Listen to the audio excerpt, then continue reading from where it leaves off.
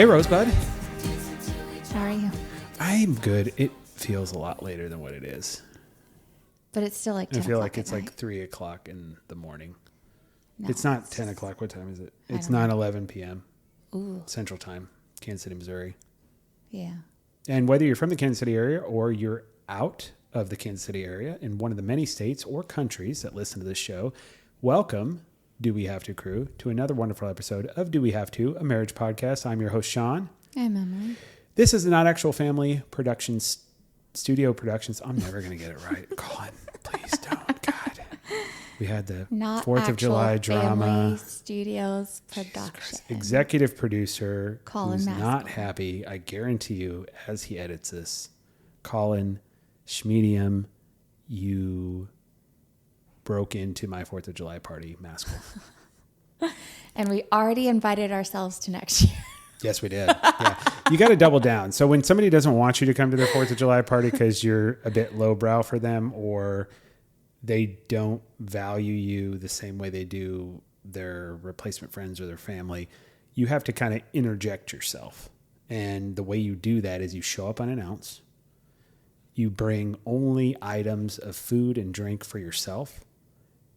You stay an abnormal amount of time, and then you lock it down and say, we will be back here next year, and we'll be here for a longer period of time. Absolutely. Yep. Absolutely. So I think that was exactly how that went. that's exactly how it went. It was a wonderful 4th of July party at the Maskell Mansion. We got to enjoy getting to see everybody. I got to enjoy Colin's family. I got to meet members of Colin's family I never got to meet before, which was fantastic. Shout out to, what was his cousin's name? I really enjoyed him. Paul the lawyer. I really enjoyed him. He was fantastic to talk to. Very interesting person. Roger and I, we worked a lot of stuff out cathartically, physically, mentally, metaphysically. I dare say we don't have beef anymore. Oh, it's all hashed. Although I will say he gave me a couple looks. Well, After we talked, well deserved. you know when somebody's across the way and they kind of like give that look to you like they're alpha? I mean, he kind of is. Roger is the man. Yeah. I would absolutely agree. But we still have beef slightly. But it's getting better. It's getting better. I don't think so. But yeah, it was a good time. I Yeah, enjoyed it was a myself. good time. What would you think of 4th of July in general? And hopefully for the Do We Have to crew, everybody had a wonderful and safe 4th of July for everybody that was living in the States. So what's weird is 4th of July used to be my second favorite holiday. Mm-hmm. And then it isn't anymore. I don't know why. Is it because nobody still- in this country gets along anymore? I still like the holiday, but like I don't know. I think the kids make it a little bit more stressful because I'm very anxious and like worried about them around fireworks and things like that. And then Fireworks are easy though, because it's really easy to navigate. You just don't, there's certain ones you don't buy. You don't have to worry about a safety issue for the most part. I mean, what we get? Smoke bombs, little snappers, a couple of those tiny little fountain cones. It's not like we're getting fucking Roman candles and they're running in the backyard shooting each other with them. No, but then like our dogs, we came home, we had 3 different invitations and we went to all 3. We were that out is a like good point. all day long, and I think we did had a really great well. time with everybody that we shared time with. But then we came home to a dog that escaped a kennel and another dog that drug one of my fiddle figs, my only fiddle fig that I had left. Nobody knows what that is. And it's a plant. And They don't care. I guarantee several people will know what that is. They drug it into Do We Have to crew? Go to their- www.dowehavето.com and let us know what if you knew what is it called again? A fiddle fig. A fiddle fig is. Anyways, she drug that into her kennel and just utterly destroyed it. Sure. And then the little one must have hopped up all over the place, She pooped and everywhere she got aggressively. like a hold of treats and diarrhea'd their a lot. little flea and tick pills. Like it was just like a mess. It was just a mess. And then yet everybody disappeared, and I cleaned up the whole. Oh, you weren't the only one that cleaned up, and the kids need to go to bed, and I was tired as well. So I just, it's work. It is a lot of now, work. and I don't like. And I think everybody The can appreciate work. this too, is when you have family, or you have family that you've created, which I think we've done both, right? We've got, I'm very close to my aunt and uncle. Shout out Uncle Greg and Aunt Kathy. Obviously we got Papa and Gigi, and then we've got our chosen family as well. You have a lot to do. And I know there's a lot of families out there that make the rounds when it comes to a holiday. You're going to your in-laws, you're going to your parents. By doing that. You're potentially going to chosen family. We did all of that in one day, and I feel pretty good about it. I thought it was pretty successful overall. Yeah. Got to see some good fireworks from downtown. Yeah. Uncle Greg and Aunt Kathy live right outside of the downtown area, and it is absolutely beautiful. And Emily probably, because I can't see her because I'm looking to the camera, but Emily's probably giving a nervous look right now because anytime I talk about anybody living anywhere or anybody being in any type of proximity, she gets real nervous about it. I do, and I'm sorry. Sometimes we've had to stop episodes recording because of it. Yeah. Yeah. Hey, and it behooves me. I should have mentioned what today's show is about. And I think this is obviously a perfect conversation to talk about that, is friendship and marriage, right? What is the secret of a long-lasting friendship and marriage? Is it something that is crucially important versus the romance in a relationship, right? Mm-hmm. We're going to dive into that today. We're going to be speaking on the research, which is mainly, there actually is a couple of people that are really, really specifically have done a ton of research in this area, speak on it, are very passionate about it. What does that mean? How does that work? How to cultivate it? What are some actually the pitfalls of it if you fall into that and you overcorrect and are overly friends, right?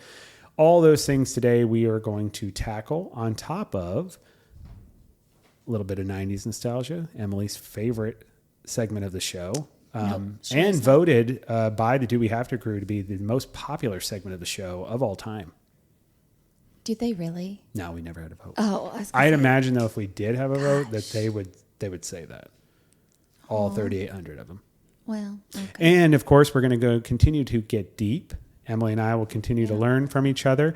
Our son Seamus actually came downstairs and he picked and the he card. asked if he could pick the card. So and we've not looked at it. So. Normally Emily tries to cheat and pick a card ahead of time that she feels that the Do We Have to crew would enjoy the most. I tell her let's do it in random for it to be organic and give honest answers. To me, that's important. Not as important to her, telling the truth. And Seamus decided actually to take control today and say, "Hey, I want to pick the card." Yeah, he did. Then he tried to really overly involve himself in a bunch of things. Yes. And we eventually had to tell him to go up to the room. Yeah, it's time for bed. Yeah, so everybody's settled down. We're the best parents in the world. They're watching Dance Mom's New Era up there, and they're probably fighting just over took some magnesium and some lemon balm, so they should be relaxing and enjoying. But if you do hear them yelling, it's because we're not very good parents. No, it's it's just you're what right. it is. Let me correct it. We're trying our best. We are trying our best. Yeah, we're letting them watch TV before bed. Yeah. So, with that being said, I feel like I haven't said that in a while, so I'm glad I said it. What? With that being said. Oh, yeah. That used to be one of your trademark things. 90s nostalgia. Not only are we coming off a very nostalgic holiday when this country was, declared independent. Can I ask you a question? Why does your iPad lock every 5 seconds? What are you hiding in this iPad that you feel like the security is so strong that it is like post day after 9/11 type of travel security? I don't know. Okay. Just feel like I didn't know it did that. It literally locks like every 2 seconds. But I did change the password. So do you know the new password? Nope. Still your birthday. No, it's not. I just got in. So Do We Have to crew? If you see me looking down or leering down, it's because I'm trying to lock into Emily's iPad so we can continue with the wonderful show. But 90s nostalgia. As I was saying, 90s. A nostalgic holiday of 4th of July deserves a wonderful 90s nostalgia segment. And I have one that I think is going to be pretty awesome. Which is? So the week, we didn't really focus too much on the week of 4th of July or this week. So I went in and did some research and kind of things that had happened. And there wasn't really anything that interesting, to be honest, that happened in the 90s during the week of the 4th and the week of the 7th to roughly the 12th or 13th. However, there were a couple bangers in there. So listen to this. So film and TV releases and premieres. July 6, 1990, Die Hard 2 hits U.S. theaters and is dominating the box office. So it's not a Christmas July movie. 6th. That's the second one. And it still does happen during the wintertime in that movie because it's snowing at the airport. I didn't realize there was more than one. Emily, there's like 5 of them. The original like 80s, 90s, and late 90s. There's 3 of them, and the third one has Samuel L. Jackson in it. Him and Samuel Jackson hang out for like 2 hours, and it's fucking ends. It is fucking action gold. No, it doesn't end because it's a cop doing his job. That job never ends. Shout out to all the cops out there. Oh goodness. Well, I've seen the first one. I think I'm good. No, the second one's dope as hell because his wife's on a plane. And they hijack the plane. How is that different than the first one? Crash the plane if he doesn't do what they're supposed to do, and then Bruce Willis goes and kills a bunch of people. Again, how is that different than the first one? Is they kidnap a bunch of people in a building, and they're going to use them for ransom. This one, they kidnapped a bunch of people, or technically taken hostage of planes, and then they're navigating these planes and crashing them if people aren't meeting their demands. So completely different. Good thing this came out before 9/11. I mean, hijacking a plane isn't anything new. Well, I guess that's true. So, but I did not realize that there was that many of these movies. Yeah, they're dope as hell. One and done. And I highly recommend Die Hard with a Vengeance with Samuel Jackson. That is by far my favorite. That's the fantastic. Third one? That is the third one, yep. Gosh. It's so good.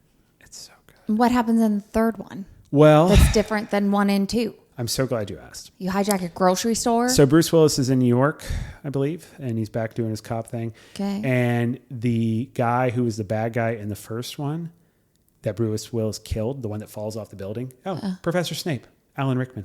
Okay. Okay.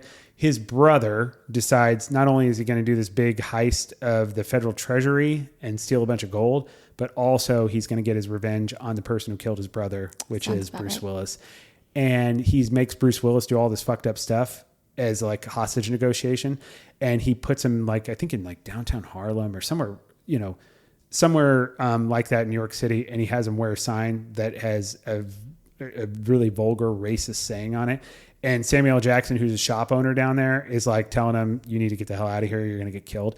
And then they end up being attached together really the rest of the movie. And it is just fantastic. Bruce Willis and classic Samuel L. Jackson. They just unalive a bunch of people together.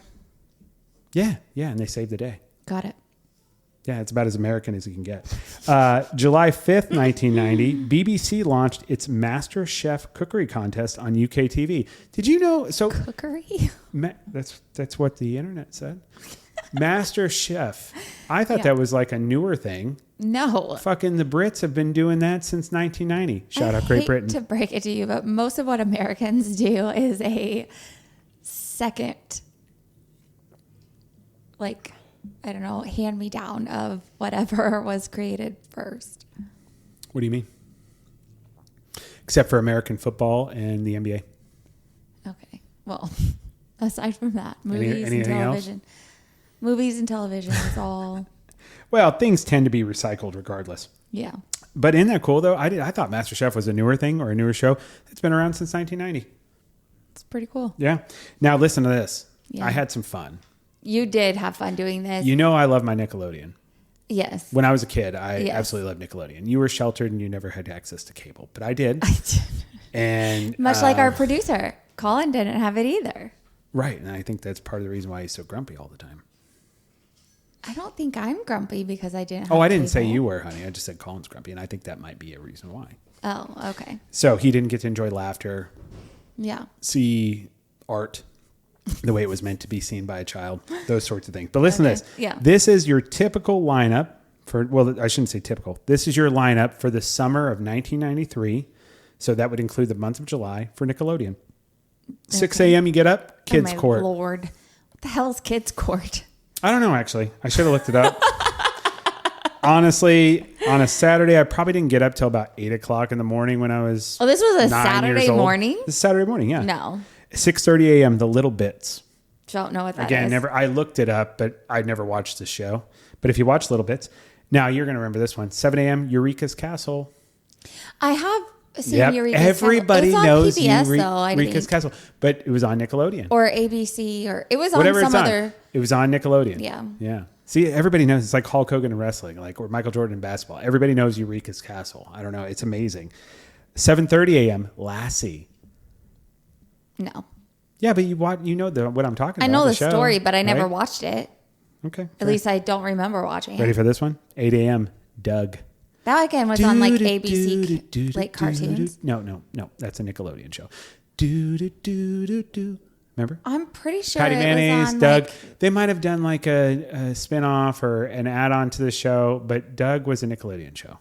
I'm pretty sure on Saturday mornings they still showed like There's going to be some real weirdness between us. if we keep morning pushing this ABC cartoons stuff. on like regular. Yeah, they showed channels. it on other channels. Had morning cartoons to attract children to it. Yes, but this is Nickelodeon. Okay, Can we focus on Nickelodeon? sure. I love you. I love you too. 8:30. Ready for this? Rugrats. Remember Rugrats? Yeah, I've seen Rugrats. Rugrats is dope. Rugrats. Rugrats. I actually hated that show. Why? I don't know. The voices were super annoying. I'm trying to remember. There is one storyline that not until I got older was super depressing to me. To like when I was a kid, I didn't think of Chucky. Remember Chucky? His dad, the redheaded kid with the glasses. I think it was Chucky. The horror show? No. Oh. It's a character on the show Rugrats. But he's a kid with glasses and red hair. And maybe it's not Chucky is his name, but it's something like that. I don't And know. he's just got his dad because his mom died when he was a baby. And when they made a movie eventually and like it goes in flashbacks to him like playing with his mom and stuff. And like when she died, it was like his mom became a butterfly was like the story that his dad told. That's cute. Oh my God. It's so depressing, but it's good. But anyway, the Rugrats are awesome. Tommy Pickle's the man. I don't. Tommy, the bald-headed baby one, the cool, like popular baby. And there was Angelica, who I'm pretty sure that's what Maeve's going to be like here in a couple years. I don't remember it that well. To like, Rugrats. They had a dope-ass soundtrack for the Rugrats movie too. Take me I didn't there. know they had Wanna a go there. Maya. movie. Yeah, they had made a movie and they had an awesome R&B hip-hop soundtrack. I don't know. Okay. All right. You ready for this? Let's continue on here. 9 o'clock, Muppet Babies. Oh, I love the Muppets. All these had banger like intro songs too. I'm sure nobody wants to hear me sing them, but like Muppet Babies, they'll make your dreams That's come on true. Disney, and I'm pretty sure it's still the same one that we Well, watched. I know, but it was on Nickelodeon. 10 a.m. Heathcliff. I don't know what that is. Cat. Oh. I'm pretty sure. Yep. Like Garfield? Heathcliff. It's not Garfield, but I'm pretty sure it's about a cat. Maybe like a competitor to Garfield. I'm not sure. 10:30 a.m. Nickelodeon's Most Wanted. Yogi Bear. I wish Uncle Zach were here right now. I know Yogi Bear, Uncle but Zach I liked didn't Yogi know Bear. it was called Most Wanted. Well, I mean, it's just the segment of the show. 11 a.m. You can't do that on television. I don't remember that. I don't know. 12 p.m. Dennis the Menace. That We was all a know Dennis comic the Menace. strip. Oh, is it really? Yeah. 12 p.m. What, the comic strip Dennis the Menace? Mm-hmm. Yeah, but it was a TV show though too, and it It eventually was part of movie. the funnies Oh, nice. that we called it in the newspaper. 12:30 p.m. Flipper. Remember Flipper? The dolphin movie? The show. Yeah. Uh-huh. Oh, I didn't know it was a show. I've seen the movie. Right? 1 p.m. Nick News, which I watched a segment of Nick News What the other is day. Nick Holds News? up. It's a news show that Nickelodeon did. It's more kid oriented, Like but it was like a kids newscast. making news? Yeah. Uh-huh. Okay. Yep. 1:30 p.m. Beyond Belief, which I actually have never watched that show. 2 don't know what that p.m. is. Muppet Matinee. Good Lord. 4 p.m. another you can't do that on television. Apparently, we didn't have enough shows to fill up the lineup. Going to start repeating it. 4:30 p.m. Nick Arcade. What's that? I don't know. Oh. I don't know. I'm sorry, I didn't do a good job doing due diligence, but I just wanted to run through this. 5 p.m. Welcome Freshman, which again, I'm not sure if that one was either. I feel like it was just a sitcom type of television show. Got Salute Your Shorts. Do you remember Salute Your Shorts? 5:30 p.m. No. Camp on Awana, we hold you in our hearts, and when we think about you, it makes me wanna fart. And he's like, "It's I hope we never part. Get it right or pay the price." That's the intro of the song. It's fantastic. No. It's about these kids that are like teenagers that are at a summer camp. I'm pretty sure I would not have been allowed to watch that show based on that theme song. Well, the Can you camp imagine counselor, Gigi being like, yes. right? The camp Watch counselor that. told him, don't do that. So Gigi would have appreciated that. I 6 don't p.m. know. Family Double Dare. Remember Double Dare? No. oh, it's a game show with families playing, and then at the end, if you won most points, you could do the obstacle course or whatever. No. You dig like a flag out of a nose. Ew. No. Oh, it's awesome. I don't think no. 6:30 p.m. Nickelodeon Guts, which was like a kid's version of American Gladiator. It was fucking dope. And if you won, you got this like rock kind of thing that said Guts on it. Oh, it was dope. No. You never seen Guts? No. Okay. A lot of these you can actually watch on, what is it called? Not Prime, Paramount Plus app. I'll have to show you an episode of Guts. It's awesome. I mean, I think I'm okay. No, I think you need it. 7 p.m., another rendition of Doug. 7:30, another rendition of Rugrats. Goodness. Then here's where it gets big. Okay. I'm listening. 8 p.m., and I think it was this year or the year before, they started doing a series or segment called Snick at Night on Saturday, which was like, if you're a cool older kid and your family's all over, or if you're staying up a little later, you could watch these multiple shows that are picked out specifically called Snick. Okay. Clarissa Explains It All. No idea. Clarissa Explains It All. I don't know. What's her name? Melissa Joan Hart. Awesome sitcom show. Melissa Joan Hart. Oh, Sabrina the Witch? Yes. Clarissa Explains It All. Absolutely. Never seen it. Okay, fair enough. Roundhouse, which I didn't know what that was. And eventually they replaced Roundhouse with All That. And you know All That, right?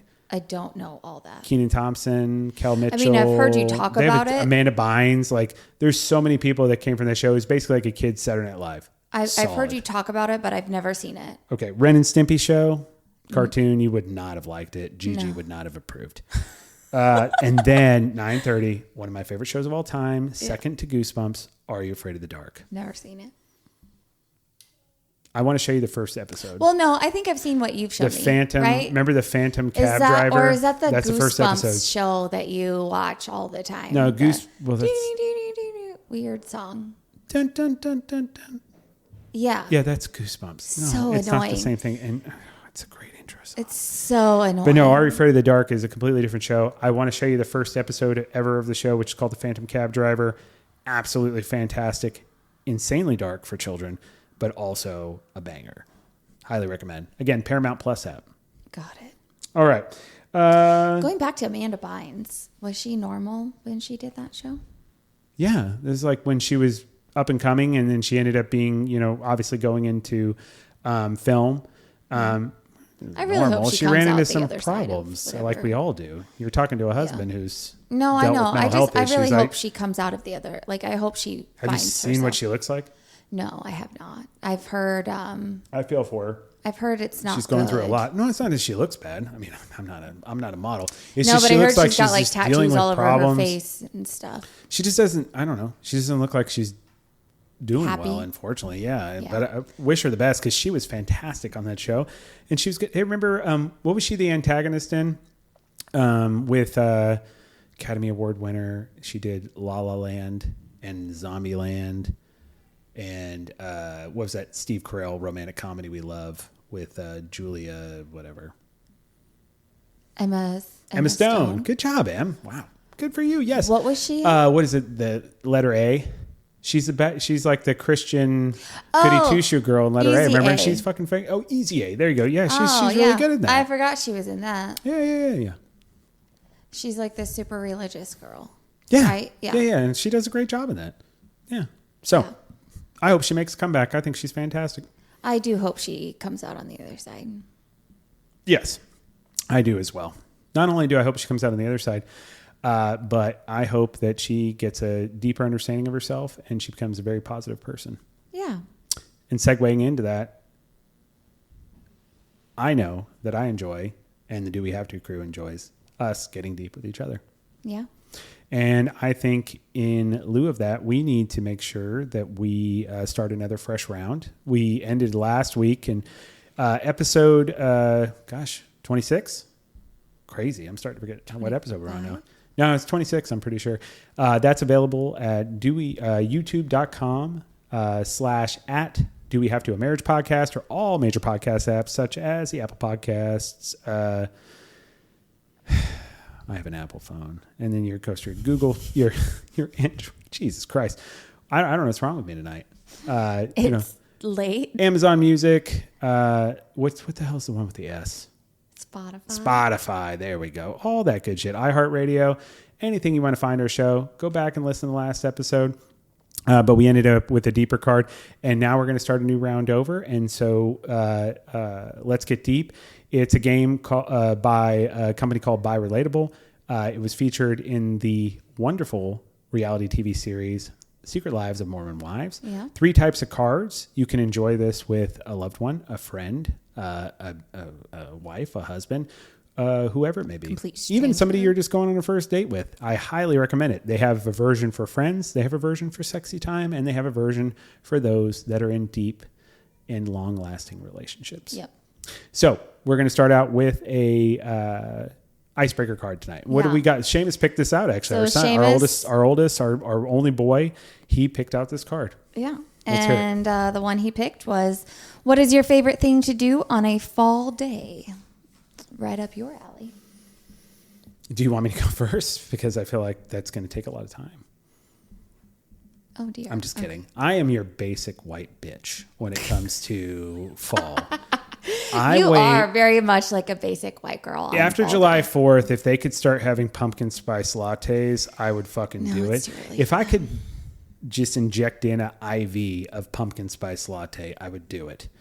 I have to at least once a year eat, even though I can't do it because of the gastric bypass, I do eat like a fourth or a half of, and I regret it every time, a pumpkin muffin from Starbucks or a pumpkin muffin from Caribou Coffee. If you're in the Midwest, Caribou Coffee, highly recommend. I think that's actually a much better pumpkin muffin than Starbucks has. Oh. I'm just going to call it like I see it. Okay. And we also go to the sunflower field. Over there in Kansas. And it's in Kansas City, Kansas Tech. No, it's in Tonganoxie.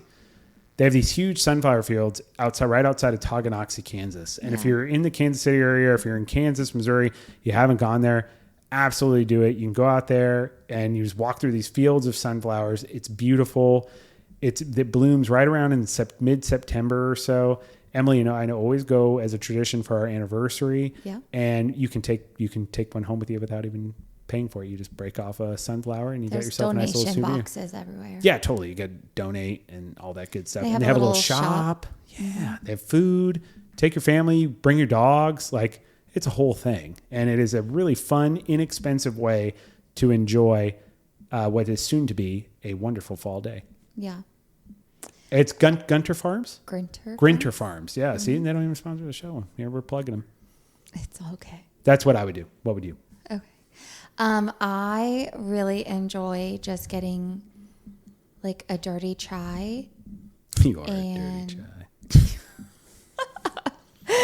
chai. Dirty chai. Can you explain that a little bit for just in case somebody hasn't indulged? If you haven't, you're missing out greatly.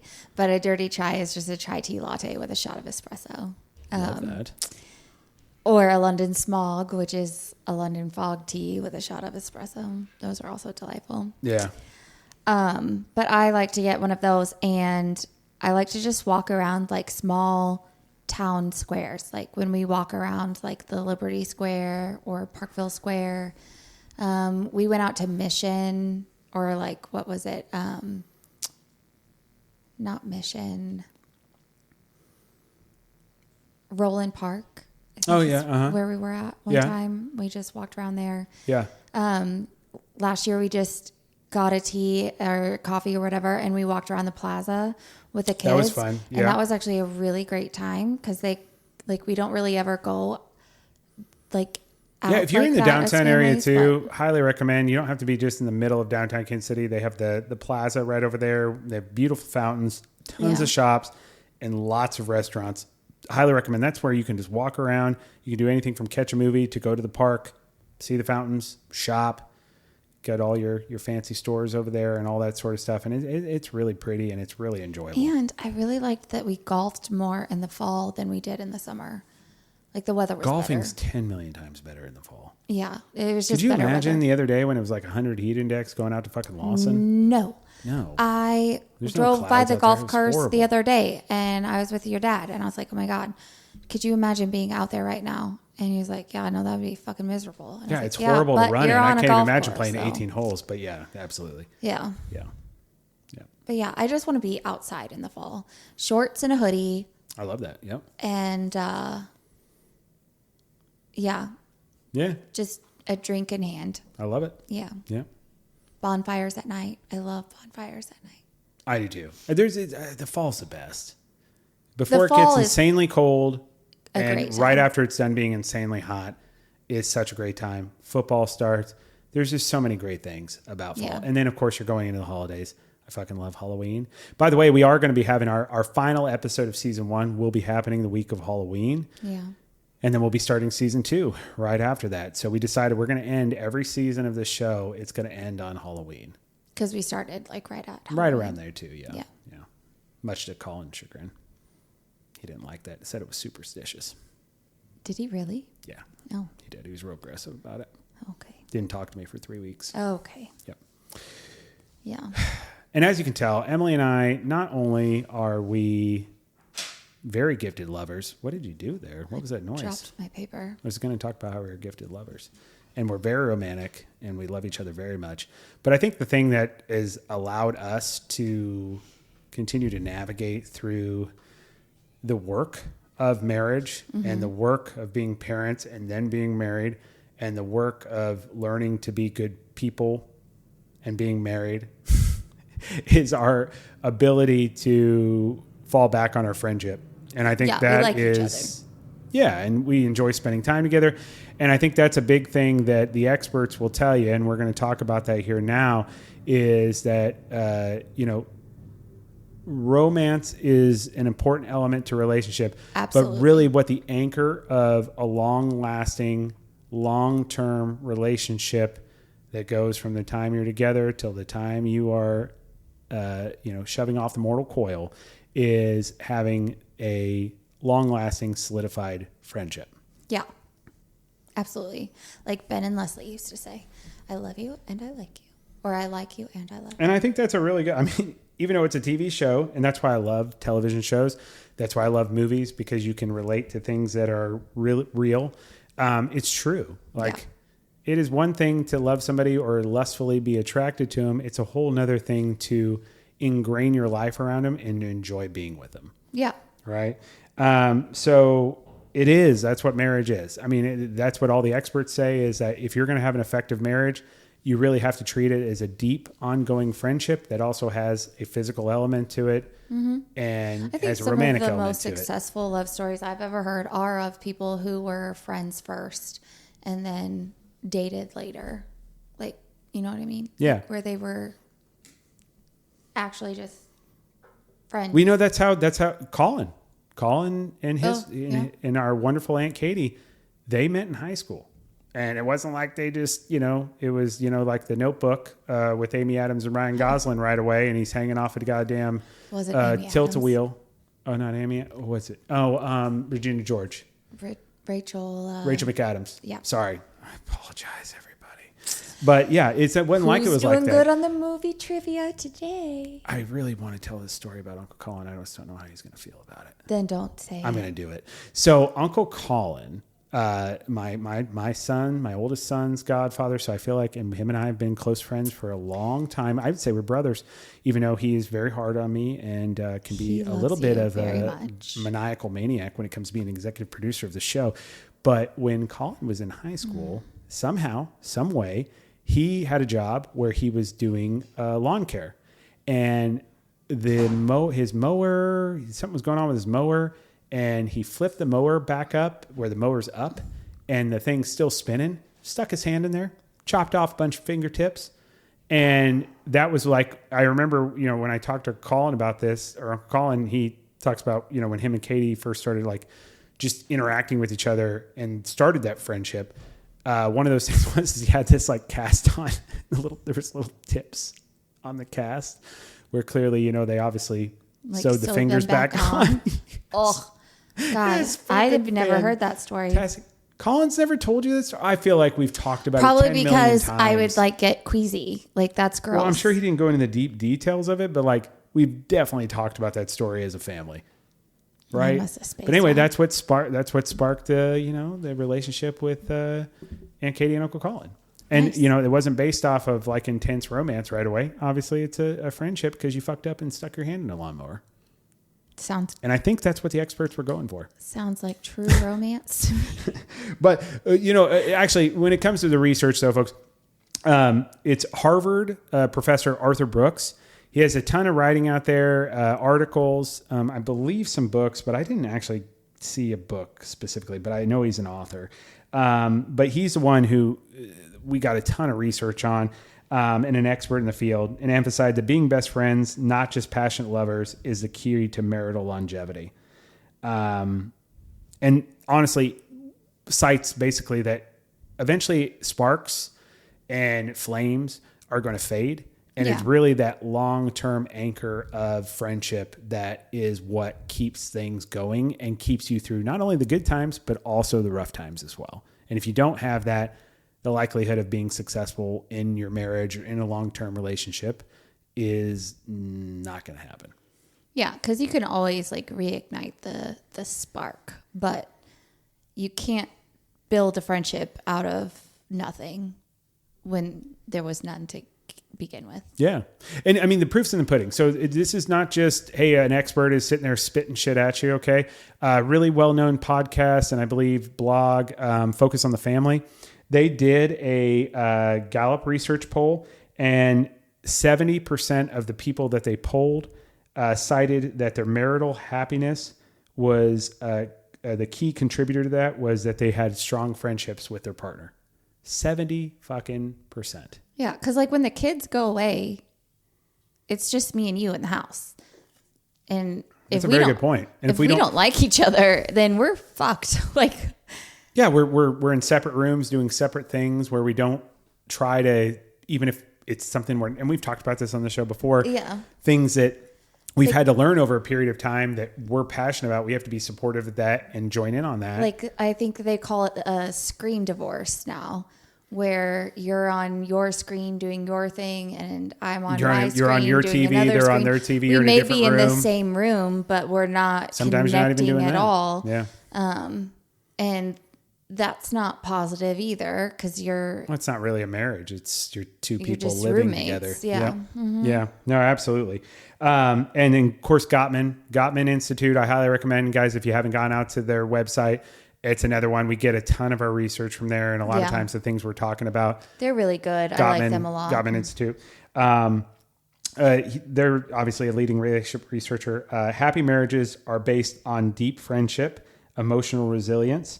Emotional resilience is a strong friendship equips couples to weather stress and life changes more effectively, meaning that you tend to shit on each other less when things go wrong when you're in it together versus not. And it's you against everything else. Yeah. Like you as a team against everything else. Everything's great when you're banging each other. It's just one of those things like, as far as like, when I say that, I don't mean that lightly. I mean, it's important to have a physical relationship. Yes. But when you're in a foxhole together and you're dealing with one thing after another, whether it be mistakes you made yourself or things externally that are happening to you, you have to have somebody that, I know you don't like this saying, but it is. This friendship thing is like what people say, ride or die. Not that you just blindly do whatever the other person wants to do. That's not what it is. It is you're there to emotionally support and be there for that person on their good days, their worst days, and their average days. Yeah. You know what I mean? I know that I know. I don't like that saying, but I understand it. Well, I just think there's more to it. Because I think when people are like ride or die, it's like, it doesn't matter how you feel about it. We're just going to do it. And that's not what it is. Ride or die is like, hey, I don't necessarily agree with this, but we're going to figure this out together. And no matter what, we're going to get through it together. That's fucking ride or die. The thing that the internet does and people do on social media, it's fucking stupid. In my opinion. You know what I mean? Yeah. That's an opinion. But I just need to know where are we going and that's ride or die. It doesn't mean you won't go there. It doesn't mean you're not getting in the car. Right. But we need to figure this out and have a plan first before we just go and fucking drive into it. We don't need to die doing it. Right. Like Absolutely. we'll figure it out. Yep. No, I completely agree. Mm-hmm. And then, of course, another thing of, why a friendship matters is, and Emily brought this up, and to just dive into this a little bit more specifically, is the fact that, guess what? You are going to be just you two at some point. Yeah. Whether it's a short period of time when the kids are at the house for something, or, you have a small amount of time together, or you are empty nesters, shared interests and values are such a huge thing. And if you're not cultivating that together, you are putting a wedge in your relationship. That is the proof in the pudding. That's where couples who start as friends, like Uncle Colin and Aunt Katie, often share values, and which boosts satisfaction. The ability to, doesn't mean you have to be into everything that we're into. Right. But you have to share it in some capacity. Tonight was a fantastic example of that, by the way. What? Me watching that movie with you? You weren't really watching it, but the fact is you came up and you didn't shit on it, and you kind of asked some couple questions and you let me just go off about random facts about it. When I'm working at night, I need to have noise on in the background. My go-to, and I highly recommend this, is the 1980s Maximum Overdrive, directed by Stephen King, starring Emilio Estevez. It's such highly overacting. recommend. It is a terrible movie, but it's so terrible it is good. Highly, highly recommend. AC/DC does the entire movie soundtrack, if that doesn't buy you in. And Emily, 7 years ago, would have walked up and been annoyed that I was watching it, tell me she doesn't understand why I like this stuff, and she would go off and go and do her own thing. Tonight, she came and sat down. She's like, why is this happening here? And she brought up some really good questions, because logically, a lot of times, the movie doesn't make any sense. It really and she just doesn't. let me banter on about the film. And I knew, even when she was doing that, I was like, we're going to be banging the rest of our lives. Okay, God. No, I just feel like at some point, a lot of what we do on the weekends isn't really because the kids want to go do it. It's because you and I want to go do it, and we just drag them along with us. I do like that And we do that now, though. It doesn't revolve. I mean, we do activities and stuff, but right. We're going to go out and get a coffee. You're coming with us, and we're going to go and... It's us trying to spend time with each other. But I also think it's really good for our kids to see that their opinion matters. Of course it does. Mm-hmm. But we need to like spending time with each other. Yeah. And we also tell our kids that we need alone time together. We need to have fun together. We need to enjoy our stuff just as much as they get to enjoy theirs. Yep. So it's, Yeah, no, I completely agree. I just think that also shows them like a good boundary of how to approach a relationship. I want them to not look at a relationship as one end goal. I want them to see it as like a fluid opportunity to grow as a person and grow as a couple. And there will always be ever changing things that happen in it. But at the end of the day, it is really, really easy to love someone blindly when you love them. It is not always easy to like them every day. Absolutely. When things get hard. And when we are doing that, I will say that is one thing I think we do well as parents. I think there's plenty of things we could work on. But when we are out doing those things, when we do have our own time, free time, which is typically only on the weekends, we're showing those core components of friendship and marriage, right? Yeah. And the research will tell you, and again, how they like to break things down in 4s, 5s, 3s, whatever it may be. Mm-hmm. But there's 4 major, from all the research that we had found, there's really 4 major core components of friendship and marriage.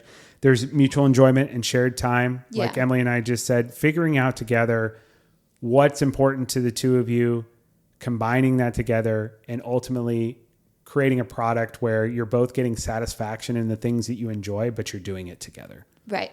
Doesn't mean you're doing everything exactly you want to do. Doesn't mean that you enjoy more than anything in the world what the other person enjoys, but you're doing it together and you're enjoying being together regardless of what it is. Right.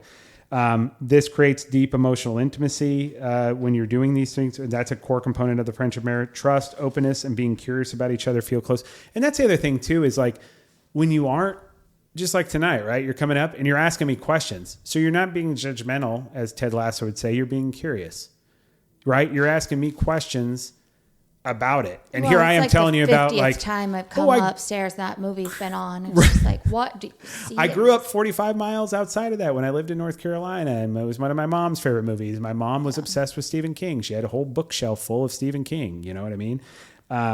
It was one of those things like... did the iPad just die? Oh no, it did. iPad just died. No. You're gonna have to lead the show here. Okay. Sorry for our folks on the Peloton side of things. That's not going to be good. I can't announce the I got on the leaderboard this week. Did you get on the leaderboard? I did. I started back, you guys. I'm in it. I love it. I'm going to do it. That's awesome. Yeah. I created the challenges this week, and I am going to work really hard. Right. Anyways, back to friendship. So back to core components of friendship in a marriage. Do you mind going to the next one? I know. Yeah, it's fondness and admiration. So this one actually came from Gottman's Love Maps. It nurtures admiration and reinforces respect and connection. So it's just showing when you are doing something that the other partner likes more than you, it's just showing that amount of respect for them and giving them that opportunity to share something that they're passionate about with you at the same time.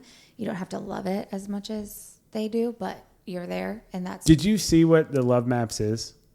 No, I never I really like this. So this is like where you map out your partner. Like you would like an explorer going out into the new world and mapping the West Indies. You're doing that with your partner. And that's what it's talking about. It's like figuring out the things that make them tick, that they enjoy, that they love, and you're mapping it and you're marking it and you're being cognizant of it. Yeah, essentially it's just, I think it's a more intimate way. It's like a more intimate way of doing it. It's not just a high level like, oh, this person enjoys getting gifts or giving gifts, or this person enjoys acts of service. This is more of like, these are specific things about my partner that I'm going to take note of and map out, that I know that makes up who they are as a core person, and it helps me understand them on a greater level that only enhances our friendship, which enhances our relationship. So kind of bringing the Enneagram into it. I mean, you're basing on personality and stuff. I'm talking about like, these are specific intricacies of your partner. Just like I said, I grew up 45 miles outside of Wilmington. I like this movie. Like, that's not something you're going to get from a fucking Enneagram or whatever. No. You're going to get that from asking questions, and you're just going to take note of it. You know what I mean? It is truly getting to know your partner at an intimate level that not all of us do all the time, or we tend to get caught up in the weeds or the fog of life and don't ask these questions that are simplistic, but they're things we learn and are little nuggets. And those nuggets are the things we need to map out. Yeah. And that can also be known as the tiny thread for your routine acts of care. So that's just like simple gestures like listening, doing small favors. You killed it tonight. Did you do that on purpose, by the way? Were you mind fucking me before we got on this show so I could compliment you a bunch? No. No. I think, that all of that, it's like that invisible string that just keeps you back and forth with each other. Yeah. And I think those are really important things. Like, I will probably never forget that was filmed near where you grew up in North Carolina, because there was a lot that Wilmington, North Carolina, which is like 40 miles outside of Jacksonville. Yeah, there's a lot of stuff that I think has been filmed up there. Dawson's Creek. One Tree Hill. That you told me about, and it's just like, that's really interesting. And I don't know why that's important to me, but it makes me like the shows or the movies more. Well, because it's you can place it, like, sure, where it is. Yeah. But like, that's really cool. And there's certain movies that I don't like at all, but I will watch some of them with you because I know how much it meant to you and your mom. Mom loves Stephen King. She just tried was obsessed with Stephen King. to read Stephen King. Oh, it's okay that you don't like it. It's not you're not a horror genre person, so it's okay. Terrifying. Yeah, it's fair. But I've tried it, and I respect it. Like, there's things about it you wouldn't respect. If you read the book you would not. There's things. No, it's not even about the clown. Like, it's fucked up shit happens in that book. So you're gonna like it. I can't finish it. I get it. So, but the thing is, it's not just that. It's just like what we've talked about as we're getting to learn. That's what I love about this show. Learning about what it means for you to decompress. It's actually getting true alone time. It's not just going off and doing something you want to do while we're around everybody. It is, I need 5 minutes to myself. Like, that's a city on the map of you. You know what I mean? Like, that is a major city of, I need to be aware of that. Like, that's something that makes up you as a core human being.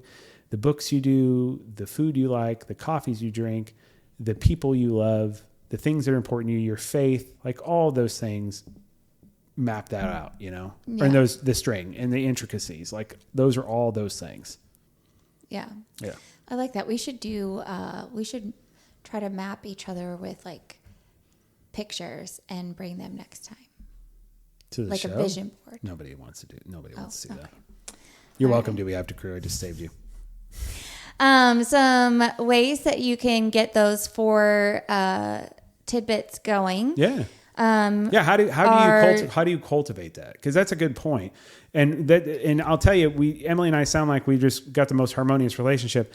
Most times we're always fighting to kind of get to that level, but we're not quite there. And so these are the things that we need to work on. Go ahead. I'm sorry. Yeah. No, it's okay. Just wanted to qualify. It's we sounded fake like to me. Scheduling time, like actually putting it down in your calendar where you have us time, even if it's just for like 10 minutes a day or a walk around the block. It doesn't have to be anything major. It just needs to be you two alone, uninterrupted, sharing something together. Or filming a podcast followed by vigorous lovemaking. No. Or like this morning when I came downstairs really nice. And you were upstairs and you texted about swim and I was like, time. I'm having a coffee. Come down and have one with me. That was really nice. And then you came down and then we sat for like maybe not even. It was 6 minutes maybe. Yeah. And then our day started, but it was just you and me. That was really nice. It's something that doesn't ever happen. Last time we sat at the fucking counter in the kitchen and just sat there with each other for a few minutes. It doesn't ever happen. It was dope. Yeah. I really enjoyed it. The next one is exploring new interests together, whether it's cooking, hiking, book clubs. One of the best things I think we've started is the podcast, but also we started reading the same books. Yeah. While doing the podcast. And that's not necessarily my thing, but I know that's passionate for you. Some.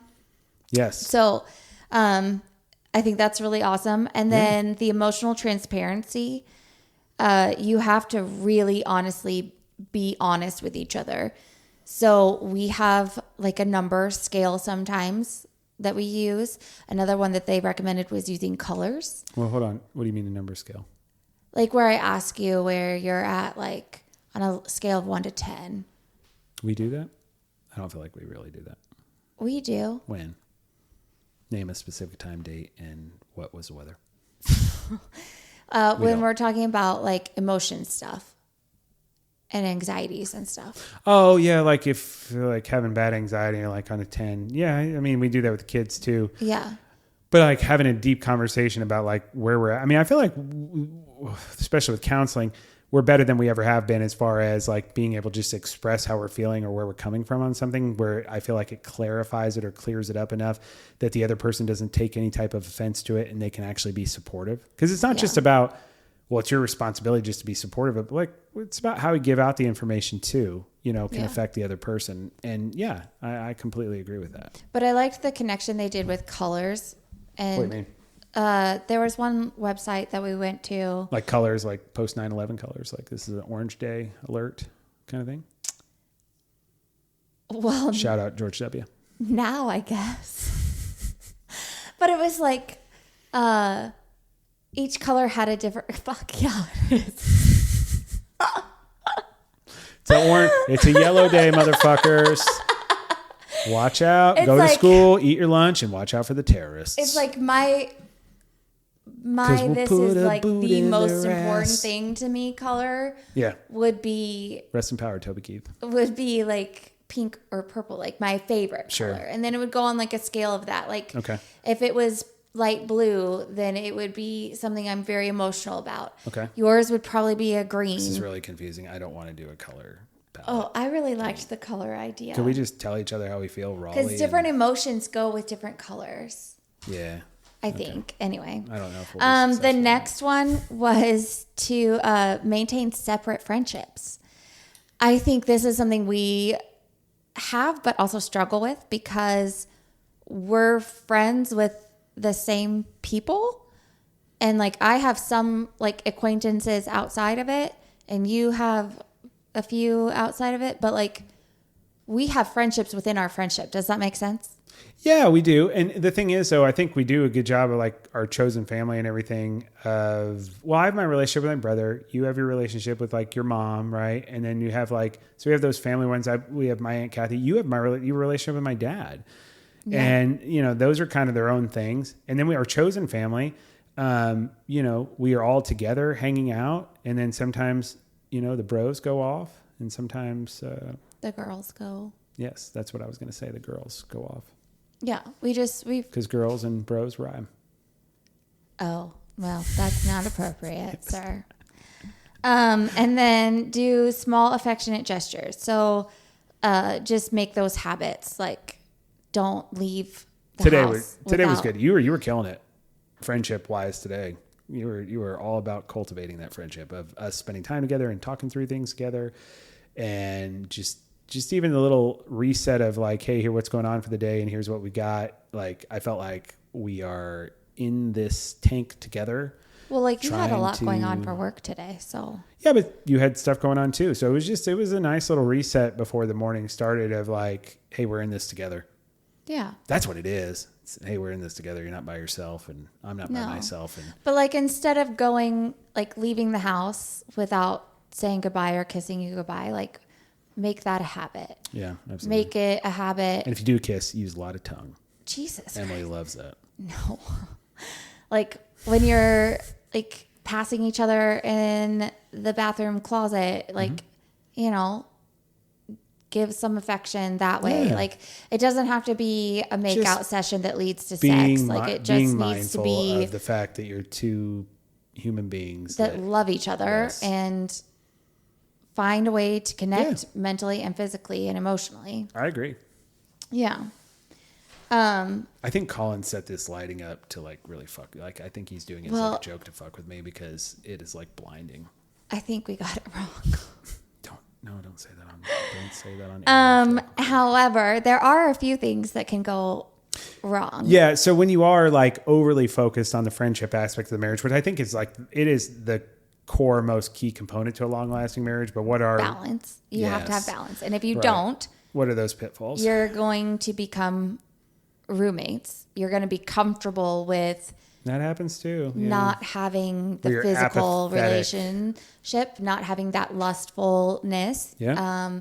You're just in your rut of, we like each other. We love each other. We respect each other, but there's not that extra. There's no spark element. There is.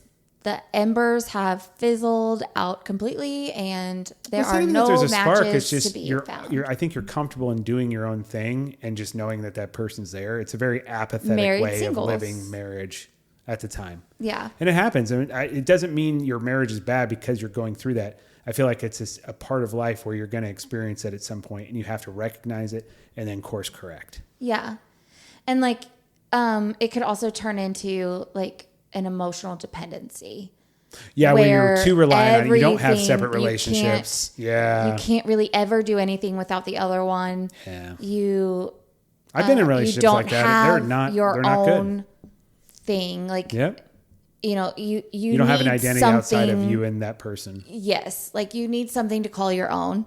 And then just acknowledge the fact that passion and lust, like they will come and go, and that is perfectly normal and that is totally fine. But you have to be willing to accept that and be able to voice it, and then figure out what is it that you need to get it back. Yeah. And move it forward. That friendship can lead to more of that playfulness that starts that spark.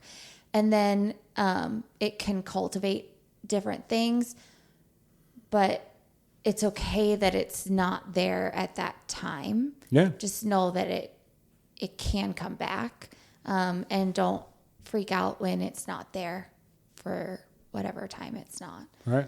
And I think that one's really hard because whenever we've had ruts in our relationship, which have been, I don't want to say more than there's been plenty, but there's been a lot.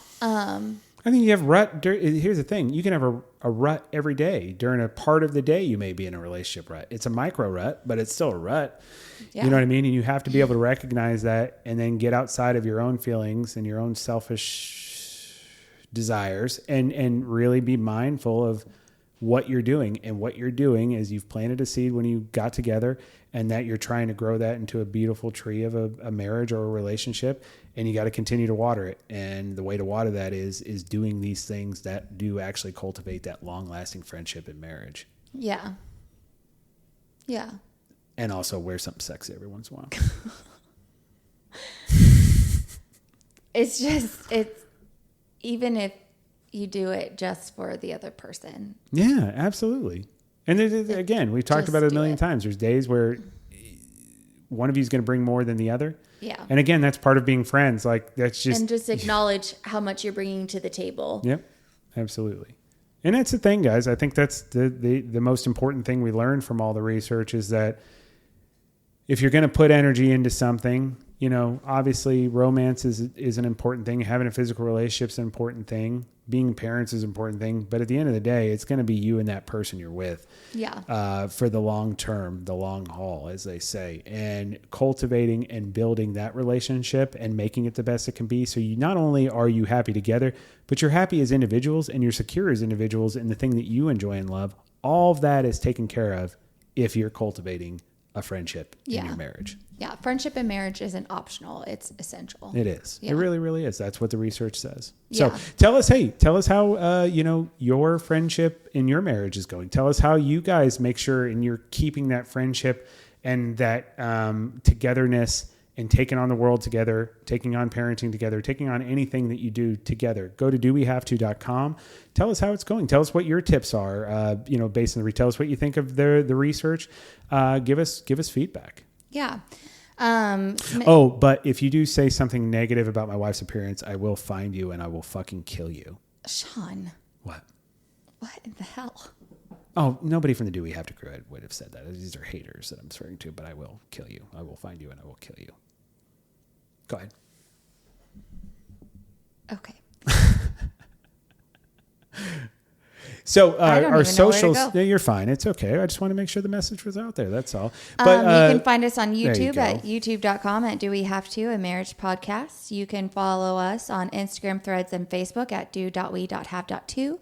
X is at Do We Have To Pod, and TikTok is Do We Have To a Marriage Pod. Again, drop us with some Sour Patch Kid moments, some comments, questions at dowehavето.com. Let's see. Oh, we've got 2 new challenges on Peloton. So go to our team page at the Do We Have To team. And then you can Do We Have To crew. Follow us. Yeah. You can use the hashtag and you can follow or join our team. And anything you've been doing before you join the team, that'll get pulled in. Yep. And we typically announce the top 20 on the show because that's how big of a team we have now. We're getting closer and closer to that century mark of a team. And we will continue to announce that weekly on the show, assuming that our children don't use the iPad without permission and drain the battery.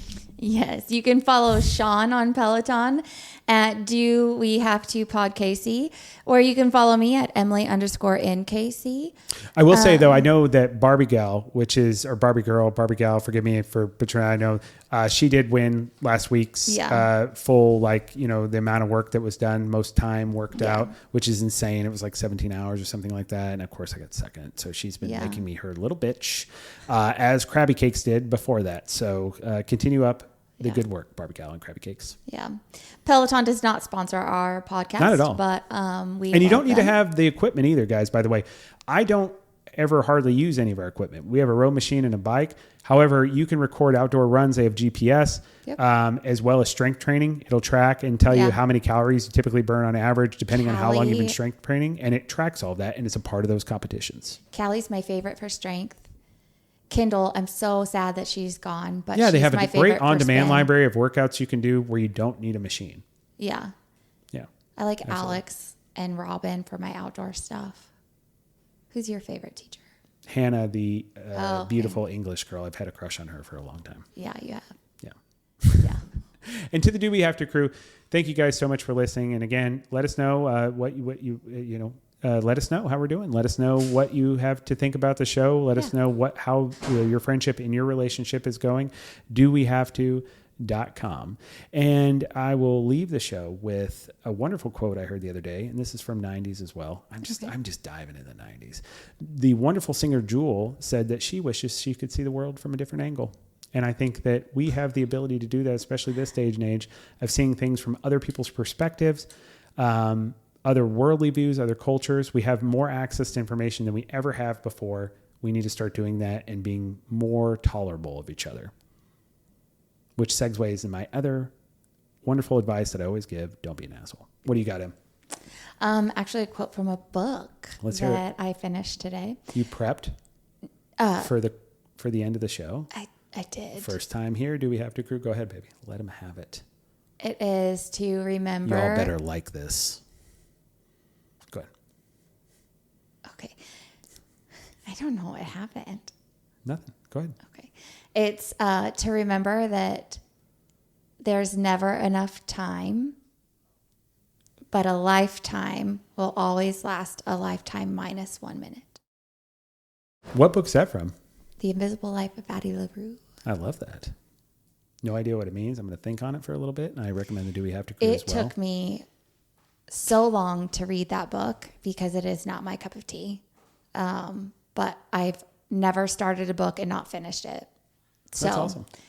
I don't give it any alarm clocks. There you go. It was a good book, but it is not worth staying up at night to read. But I think it was a great story. It's just not something I'm interested in. Makes sense. Yeah. Do We Have to Crew? Have a wonderful rest of your week. Take care of yourselves. Take care of your families. Take care of your friends. Love each other. Take care. Love you. Love you. Love you, Rosebud. Wake up, I'm about to shake up every little thing, show you all that we can be. Come dance in my club.